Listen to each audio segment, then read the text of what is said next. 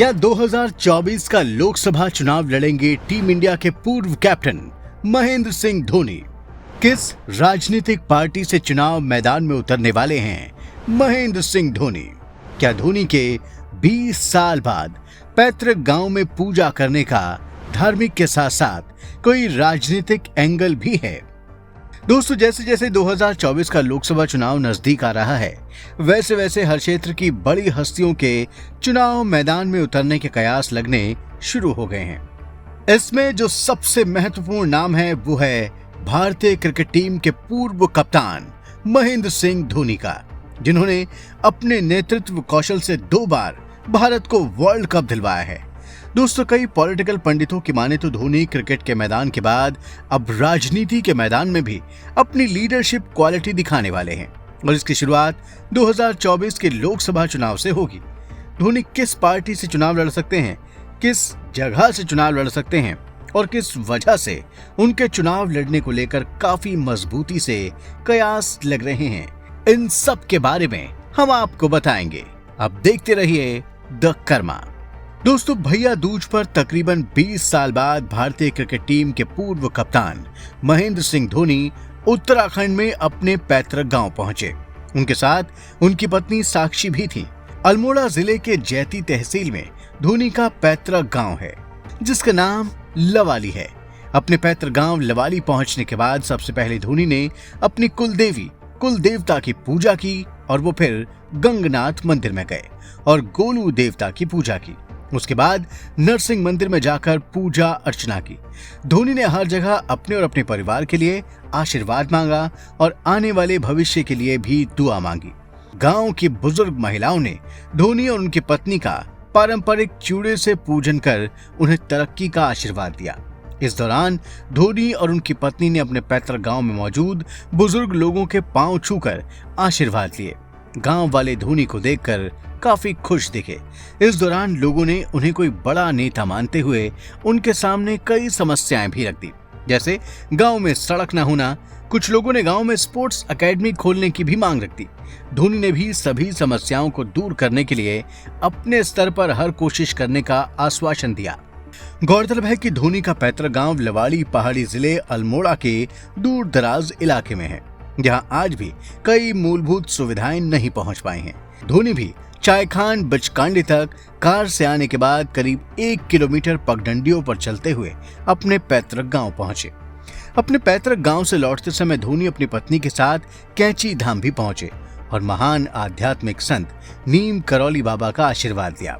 कई सियासी पंडित ऐसा मान रहे हैं कि धोनी अपनी राजनीतिक पारी शुरू करने से पहले अपनी कुलदेवी, कुलदेवता गुरु गोरखनाथ और नीम करौली बाबा के दर्शन कर उनका आशीर्वाद लेने गए थे।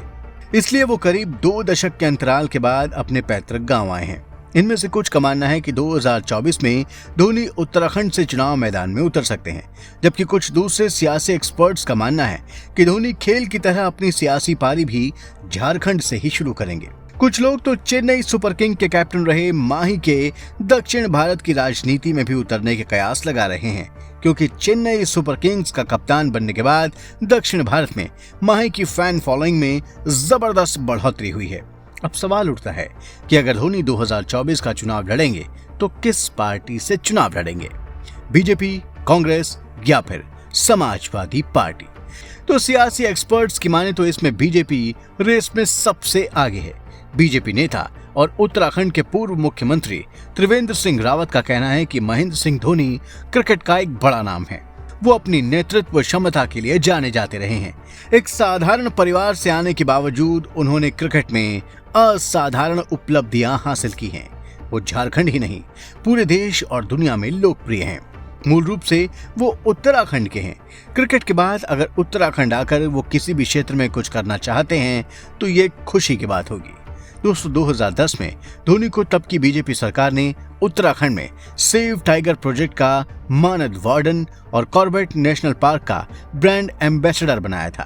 फिर 2011 में वर्ल्ड कप जीतने पर उन्हें उत्तराखंड में जमीन देने की घोषणा की गई। उत्तराखंड बीजेपी ही नहीं, झारखंड बीजेपी यूनिट भी चाहती है कि धोनी पार्टी से जुड़ जाएं। दोस्तों, जैसे धोनी ने अचानक रिटायरमेंट का ऐलान किया तो बीजेपी ने ही सबसे पहले उन्हें लोकसभा चुनाव लड़ने का ऑफर दिया था। बीजेपी नेता सुब्रमण्यम स्वामी ने ट्वीट कर उन्हें पेशकश कर दी थी। सुब्रमण्यम स्वामी ने लिखा, MS धोनी क्रिकेट से रिटायर हो रहे हैं और किसी चीज से नहीं। विपरीत परिस्थितियों से लड़ने की उनकी प्रतिभा और एक टीम का नेतृत्व करने की जो क्षमता उन्होंने क्रिकेट में दिखाई है, उसकी सार्वजनिक जीवन में जरूरत है। उन्हें 2024 में लोकसभा का चुनाव लड़ना चाहिए। स्वामी ने ये तो नहीं कहा कि धोनी को बीजेपी के टिकट पर चुनाव लड़ना चाहिए, मगर उनका इशारा साफ था। इसके अलावा बीजेपी ने 2 साल पहले महेंद्र सिंह धोनी से संपर्क समर्थन अभियान के तहत संपर्क साधा था। तब तत्कालीन बीजेपी अध्यक्ष और अब गृह मंत्री अमित शाह ने धोनी से मुलाकात की थी। धोनी के रिटायरमेंट पर शाह ने ट्वीट किया था, मैं आशा करता हूं कि आने वाले दिनों में भारतीय क्रिकेट को वो मजबूत करते रहेंगे। भविष्य की योजनाओं के लिए उन्हें शुभकामनाएं। वर्ल्ड क्रिकेट हेलीकॉप्टर शॉट को मिस करेगा माही। इंडिया सीमेंट्स के स्थापना के 75वें सालगिरह के मौके पर भी धोनी और शाह की मुलाकात की जोर शोर से चर्चा हुई थी। लोग उसी समय ये पूछने लगे थे कि धोनी आप कब बीजेपी ज्वाइन कर रहे हैं। धोनी की बीजेपी से करीबी का एक और एंगल है जिसकी चर्चा कम होती है, और वो है योगी आदित्यनाथ से उनका नजदीकी रिश्ता। दोस्तों, गुरु गोरखनाथ महेंद्र सिंह धोनी के कुल देवता हैं, जबकि गुरु गोरखनाथ ही यूपी के सीएम योगी आदित्यनाथ के परम गुरु हैं। धोनी और योगी आदित्यनाथ दोनों का पैतृक राज्य उत्तराखंड है। इस वजह से सभी लोग मान रहे हैं कि धोनी अगर राजनीति में आएंगे तो बीजेपी ही उनकी पार्टी होगी। बीजेपी के अलावा समाजवादी पार्टी से भी धोनी का रिश्ता रहा है। माही के बड़े भाई नरेंद्र सिंह धोनी ने 2013 में लखनऊ में मुलायम सिंह यादव के साथ मुलाकात कर समाजवादी पार्टी ज्वाइन कर ली थी। हालांकि इस बात को अब काफी समय हो चुका है और इस बीच राजनीति की गंगा में काफी पानी बह चुका है। वैसे कांग्रेस की नजर भी धोनी पर है। मध्य प्रदेश के कांग्रेस विधायक और पूर्व मंत्री PC शर्मा ने धोनी के संन्यास के बाद केंद्र सरकार से मांग की थी कि भारतीय क्रिकेट टीम के पूर्व कप्तान महेंद्र सिंह धोनी को भारत रत्न से सम्मानित किया जाए। इसके अलावा दूसरे दल भी धोनी को अपने पाले में लाने की कोशिशों में हैं। दोस्तों, धोनी की राजनीति में आने और सफल होने की जो भविष्यवाणियां राजनीतिक पंडितों ने की हैं, उसकी सबसे बड़ी वजह है उनकी नेतृत्व क्षमता। ऐसा माना जा रहा है कि खेल के मैदान में जो लीडरशिप उन्होंने दिखाई है, वो सियासत के मैदान में जरूर दिखेगी। इसी साल मई में जब IPL में धोनी के नेतृत्व में चेन्नई ने जीत दर्ज की तो प्रसिद्ध उद्योगपति आनंद महिंद्रा ने जो ट्वीट किया वो गौर करने काबिल है। उन्होंने ट्वीट करके लिखा कि ज्यादातर लोगों की तरह मुझे भी खुशी हुई कि महेंद्र सिंह धोनी IPL में एक और साल रहेंगे, लेकिन मैं इससे ज्यादा समय तक ये उम्मीद नहीं रखूंगा, क्योंकि मेरा मानना है कि उन्हें राजनीति के क्षेत्र में आने पर विचार करना चाहिए। मैंने उनके साथ जय पांडा की अध्यक्षता में NCC रिव्यू पैनल में काम किया है और देखा है कि उनकी बौद्धिक चपलता खेल के मैदान पर उनकी चपलता से मेल खाती है। वो इनोवेटिव इनपुट बनाने में सहयोगी और विनम्र होने के साथ मुखर भी हैं।